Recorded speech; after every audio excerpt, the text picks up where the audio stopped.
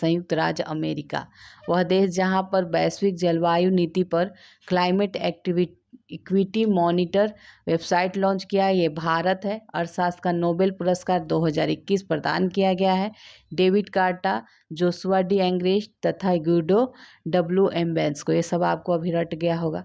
चिकित्सा विज्ञान का नोबेल पुरस्कार डेविस जूलियस एवं आडर्न पाटापोसियन को दिया गया। चिकित्सा विज्ञान का नोबेल पुरस्कार किस लिए दिया गया था?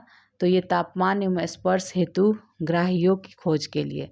नोबेल शांति पुरस्कार 2021 प्रदान किया गया था मारिया रेसा और दिमित्री मुरातोव को। मारिया रेसा एवं दिमित्री मुरातोव को नोबेल शांति पुरस्कार 2021 प्रदान किया गया है। अभिव्यक्ति की स्वतंत्रता की रक्षा के लिए उनके प्रयासों हेतु दिया गया है।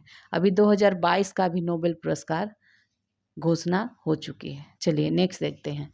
2012 में मारिया रेसा द्वारा खोजी पत्रकारिता हेतु सह संस्थापित एक डिजिटल मीडिया कंपनी है, रैपलर है। स्वतंत्र रूप से समाचार पत्र जिसकी स्थापना संयुक्त रूप से 1993 में दिमित्री मुरातोव द्वारा किया गया था, तो ये नोवाया गजेटा है, नोवाया गजेटा। नेक्स्ट है साहित्य का नोबेल पुरस्कार 2021 प्रदान किया गया अब्दुल रज्जाक गुर्राह को साहित्य का नोबेल पुरस्कार। तो ये क्यों दिया गया था? उपनिवेशवाद के प्रभावों और संस्कृतियों एवं महाद्वीपों के बीच फंसे शरणार्थियों के भविष्य के स्पष्ट एवं करुणामय चित्रण हेतु। अब्दुल रज्जाक गुर्राह का अंग्रेजी में लिखित प्रथम उपन्यास है मेमोरी ऑफ डिपार्चर। रसायन का बेंजामिन लिस्ट एवं डेविड मैकमिलन को दिया गया था।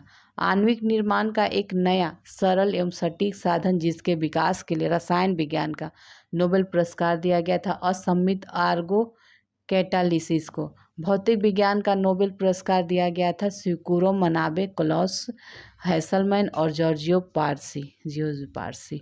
भौतिक विज्ञान का जो नोबेल पुरस्कार था ये जटिल भौतिक प्रणालियों को समझने में उल्लेखनीय योगदान के लिए दिया गया था। नेक्स्ट है डॉचे बाह ने सीमेंस मोबिलिटी के साथ साझेदारी में किस देश में विश्व की पहली पूरी तरह से स्वचालित चालक रहित ट्रेन विकसित की है? तो ये जर्मनी। देखते हैं इकोलॉजिकल थ्रेड रिपोर्ट का द्वितीय संस्करण जो है जारी किया गया है, तो ये Institute of Economics and Peace के द्वारा। पारिस्थितिकी खतरों के लिए सबसे संवेदनशील देश है अफगानिस्तान, जिसने $233 मिलियन का कुनमिंग जैव विविधता कोष स्थापित किया है, तो ये चाइना ने किया है। वह संस्थान जिसने scientific advisory group for the origin on novel pathogens का गठन किया है, ये विश्व स्वास्थ्य संगठन ने किया है। स्वच्छ, स्वस्थ एवं सतत पर्यावरण तक पहुंच को मान्यता देने वाली अंतर्राष्ट्रीय संस्था है संयुक्त राष्ट्र मानवाधिकार परिषद। वह संगठन जिसकी सदस्यता भारत ने 7 अक्टूबर 2021 को ग्रहण की है, तो ये प्रकृति एवं मानव के लिए उच्च आकांक्षा गठबंधन है। नेक्स्ट है वह प्रथम ब्रिक्स देश जिसने high ambition कोalition for nature and people की सदस्यता ग्रहण किया है, तो ये भारत ने। अमेरिकी पत्रिका टाइम द्वारा जारी की जाने वाली विश्व के 100 सर्वाधिक प्रभावशाली व्यक्तियों की सूची में वार्षिक सूची क्या होती है? तो ये टाइम 100 जो वार्षिक सूची है उसको कहा जाता है टाइम 100। वर्ष 2021 के टाइम 100 सूची में 3 भारतीय कौन कौन हैं? नरेंद्र मोदी हैं, ममता बनर्जी और पश्चिम बंगाल, ये आधार पुणे वाला, ठीक है, ममता बनर्जी। नेक्स्ट देखते हैं वह 3 देश जिसके मध्य वर्ष 1951 में ANZUS नामक संधि हुई है, तो ये है ऑस्ट्रेलिया, न्यूजीलैंड और संयुक्त राज्य अमेरिका। CDRI का पूर्ण रूप है आपदा प्रतिरोधी संरचना के लिए गठबंधन। CDRI का शुरुआत हुआ था 23 सितंबर 2019 को, ये न्यूयॉर्क में। CDRI के 2 नए सदस्य हैं बांग्लादेश और कनाडा। CDRI का नया सदस्य मेडागास्कर बना है। CDRI का 31वां सदस्य सूडान बना है, दक्षिण सूडान। कुल देशों की संख्या 31 है। सचिवालय कहाँ है? नई दिल्ली में। ICDRI 2022 का आयोजन नई दिल्ली में किया गया था। International conference on disaster resilient infrastructure 2022 का।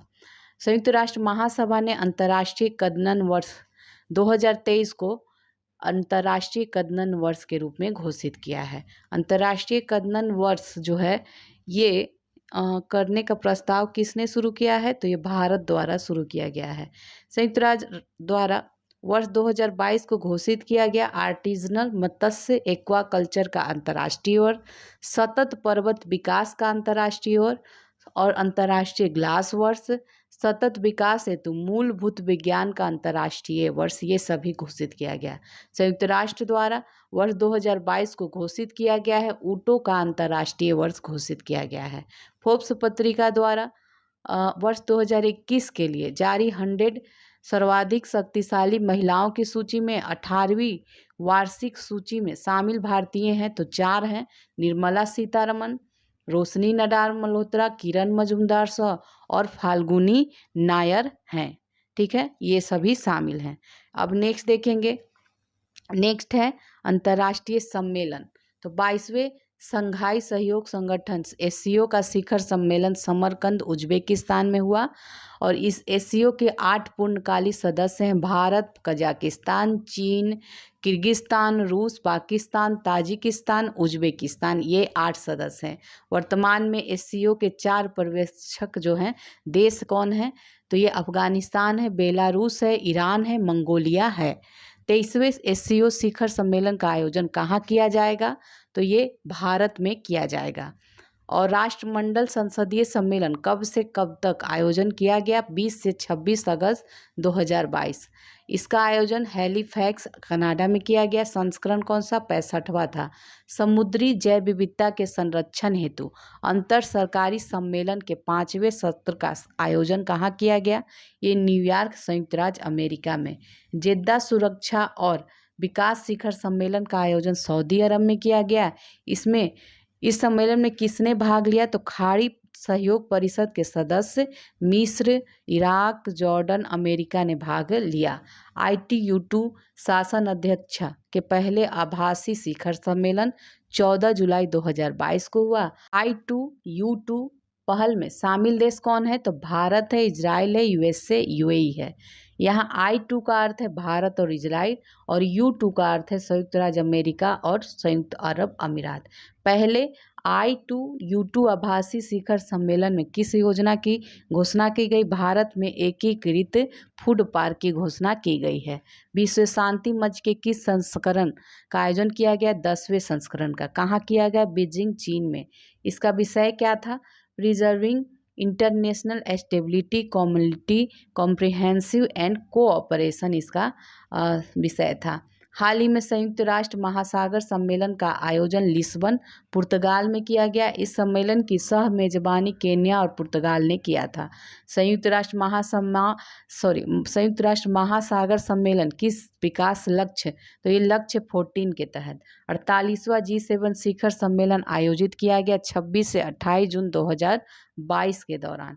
48वें G7 शिखर सम्मेलन का आयोजन स्लॉस एलमाउ वेयोरियन ऑल्प्स जर्मनी में किया गया। जर्मनी द्वारा 48वें G7 शिखर सम्मेलन में अतिथि देशों के रूप में आमंत्रित किया गया अर्जेंटीना, भारत, इंडोनेशिया, सेनेगल और दक्षिण अफ्रीका को। 2023 में G7 शिखर सम्मेलन की अध्यक्षता करेगा जापान करेगा। राष्ट्रमंडल शासनाध्यक्ष 26वीं बैठक किन दो अफ्रीकी देशों को सदस्य के रूप में राष्ट्रमंडल में शामिल किया गया है? गैबन और टोगो को। वर्तमान में राष्ट्रमंडल सदस्य देशों की संख्या 56 है और चोगम 2022 का आयोजन किगाली, रवांडा में किया गया। इसकी अध्यक्षता पॉल कागमे ने किया। पॉल कागामे किस देश के राष्ट्रपति हैं? ये रवांडा के हैं।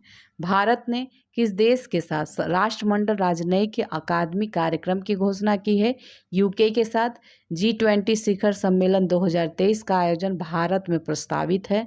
2021 में G20 के लिए भारत का शेरपा पीयूष गोयल को नियुक्त किया गया था और G20 की अध्यक्षता करेगा तो ये 1 दिसंबर 2022 से करेगा भारत। तो भारत